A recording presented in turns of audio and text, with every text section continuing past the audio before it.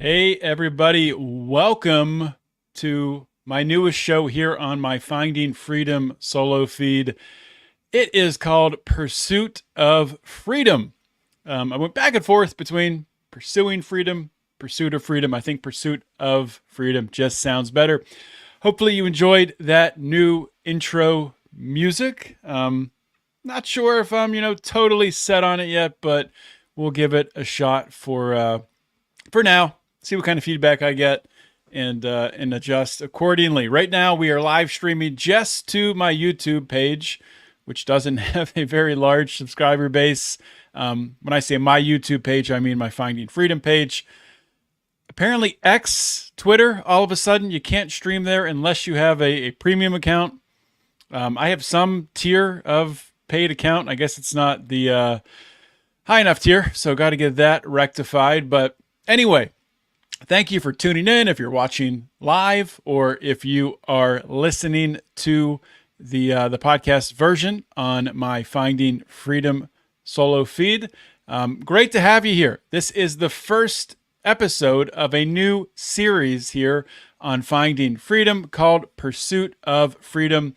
And what we will be doing is tracking, really telling the story from a first-person perspective, my perspective, on the day-to-day, what it takes, the wins, the losses that occur as I'm trying to go from the corporate world to a full-time entrepreneur. I hope this is something that some of you out there can maybe gain some motivation, can learn from, of course. And for me, from a selfish standpoint, this is a way for me to hold myself accountable, to actually do the work that needs to be done to make this happen. So for this first episode, it's just going to be a real overview of where I stand now and where I see myself going in the short term here from an entrepreneurial standpoint. So just to set the stage, to set the base, rewinding to about 10 days ago when I got laid off. Whatever the Friday was that week, it was right before I left on vacation. I went in depth on this on my last episode of Finding Freedom, so you can go back and listen to it there. But what I want to talk about today is what I did immediately to respond. So I went on vacation right after getting laid off. A scheduled vacation with my wife and my daughter, and we met up with my parents, my brother's family, my sister's family, at a beach we've been going to for 20 years called Holden Beach. And I knew that I couldn't just sit there at the beach and not do anything. It was going to eat me alive. Of course, I relaxed. I enjoyed myself. It was a blessing in disguise that beach vacation was right after getting laid off, because it certainly did help to be around family. But I knew I needed to do something. So what I decided to do was dive headfirst into researching getting an ice vending machine. And I talked to a couple vendors. This was, I think, on Monday. I made my first call to Everest Ice Vending, set up an appointment for Tuesday, where I talked to a sales technician about the machine, about what it would cost, about what it can do, about where I can place it, all kinds of different questions. Talked for about a half hour to 45 minutes. And then on Thursday, I talked with a guy about acquiring financing, which I knew was going to be not the best case scenario, having just lost my job and being unemployed. But I saw what kind of options are out there. I do have extremely good credit, so there are some options. Ultimately, I probably will pull on some credit lines, but I think the majority, if I do end up going this ice vending machine route as one of my streams of income, I think ultimately it will come from pulling out of other investments that I have and reallocating them into that, which is not ideal. I would rather, take out some debt, use other people's money, use the bank's money in order to do that. But this isn't a best case scenario world. So if I go that route, which I haven't fully decided yet, then that's what I'll do. between Everest ice vending and the other one that I'm looking at. Where's it on my list? Da, da, da. Ice House America. So they're very different machines. The Ice House America machines are more expensive. I would say they're more commercial type ice vending machines, and the reviews are that they're very well built and they last longer than Everest. The upside to Everest is it's a much smaller footprint. It's like the size of a Netflix box, if you remember that, when you would go to like the grocery store or whatever, and there'd be a Netflix machine there, and you could actually rent a DVD out of the machine, take it home, watch it, bring it back, put it in. That's how Netflix originally worked back in the day. So it's about the size of that, about the size of a pop machine, a soda machine. So not that big, but because of that, it doesn't store a ton of ice. It's like 550 pounds of ice, and then it can make like another 1,500 pounds in a day. So that would be like 200 10-pound bags of ice, which is good. That would be, if I could sell that every day, this would be an incredible investment. But ice vending, especially in the place where I'm looking, it's going to be, I think, much more higher on the weekends than it is during the week. And I would like to be able to expand past that 200 bag threshold to be able to maximize those weekends and do better there. So that's why I'm looking at Ice House America. It's a different type footprint, a bigger machine, but I think it's worth it to do the due diligence. And I've looked at a bunch of other companies as well. So that is what is on my plate with the ice vending. Kind of the format for these shows going forward. What I'm going to try to do is I want to talk about a tool that I'm using. I want to talk about like what I did yesterday to try to advance my freedom. And then I want to talk about what I have planned for today and in the coming week to advance my freedom. So just a couple things on that front. And this episode is already longer than I really plan to go. I want to keep this closer to 5 than 10 minutes. This will probably be well over 10 minutes, but it's the first episode. I'm working out my format. It is what it is. So a tool that I used or that I found is a friend of the show, former guest on the show, John McCoy, who runs a SEO writing freelance business through Upwork. I reached out to him after I got laid off, and I let him know that I'm looking to do some freelancing to make money as a portion of my income. And John is an expert in this, and I told him what I was thinking from a risk management standpoint, wanting to use that. And he came back after stewing on it for a while and recommended that I really look into using my podcast background and my producing of podcasts to leverage that into making money quickly. And I think that is good advice. And I think in the short term, that is the route I'm going to go, is try to land some freelance work in the podcast consulting realm. So currently I'm working on my, my resume with regards to that.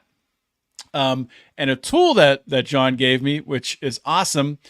It's a guy you should follow on Twitter if you're a freelancer, if you're thinking about becoming a freelancer. It's at Remote Oliver. He goes by Oliver the Upwork guy. And this guy has tremendous posts, and he has a weekly newsletter. But actually, he might not have the newsletter. I think John gave me the newsletter for someone else. But what Oliver has is his posts on X, on Twitter, are fantastic. He had one on the right way to create a simple, concise proposal to get work. He has all kinds of recommendations for really creating your online profile in a way that you are more likely to land work, to land contracts. So I've just been following him for like one day, and I feel like I've already learned a ton. So it's great to have a network of people that I can look to for advice in a time like this.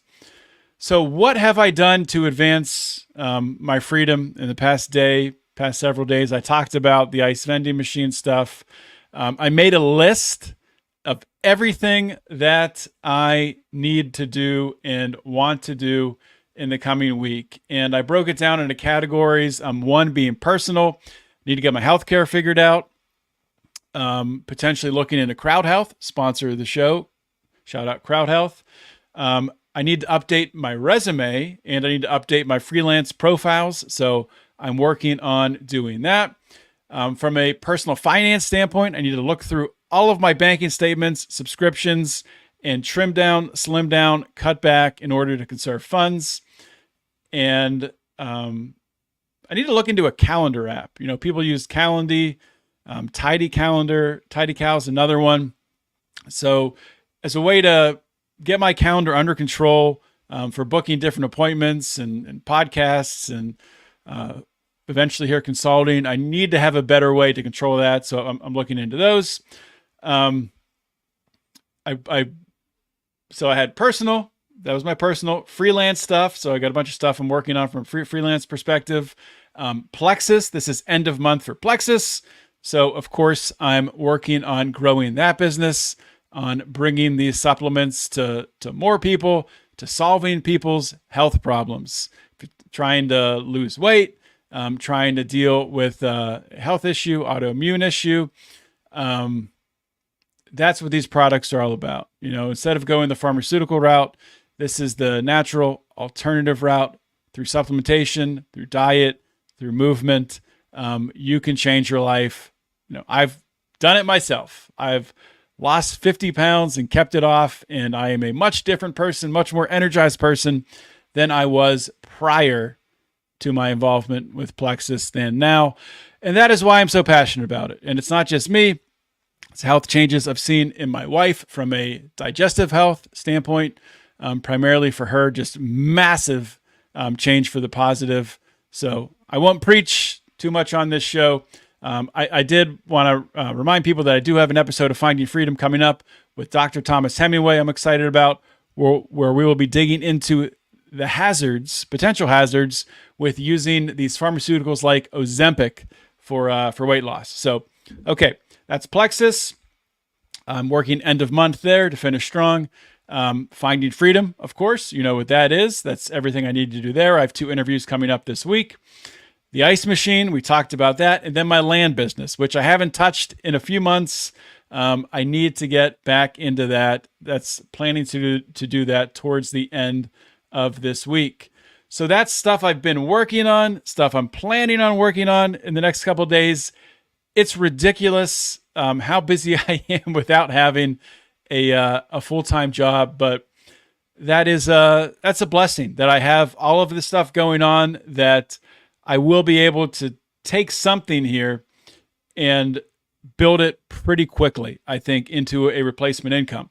Now, what I have to be careful of is being too scattered with my energy and my time. So that's the other reason for, I really am going to need to focus on using my calendar in a way that I can strategize and, you know, the old 80-20 rule, dedicate 80% of my time to the 20% that is going to give me the best. So I got that backwards. Dedicate 20% of my time to the 80%. I don't know what it is. It's essentially you want to focus on the things that are going to give you the best return. And what I've been trying to do is I look through my to-do list, and I need to do this for everything, is go through and really put dollar signs next to the things that are income producing activities, because that's what I need to do. I need to produce income. So throw the 80-20 out. Maybe that doesn't apply here. Let's call it the dollar sign rule, the IPA rule, the income producing activity rule. That's what I'm going to focus on here with my to-do list. And that's it, guys. That's my plan for now. I'll be back tomorrow with a much shorter show, but until then, enjoy the new intro, outro music. It's coming. It's coming.